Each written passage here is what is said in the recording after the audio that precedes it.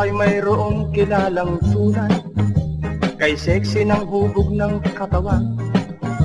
Sa Miss Universe ay pwedeng panlaban, ngunit mayroon siyang kapintasan. Sa tuwing maliligo ang gamit niya, batong panghilot galing sa India. Garapal ang balat niya ay gasgas na, wala nang pag-asang pumuti pa. Ngunit isang araw ako ay nakita, inihiling sana'y halikan siya. Kahit pilitin ko na pagbigyan sana, dahil sa kutis niya'y di magawa. Ay naku nanang, kahit lasing ako'y di mapipilit, sa nais niyang siya'y bigyan ng kiss. At naisipan ko ang tanging lunas, magpapatuka na lang ako sa ahas.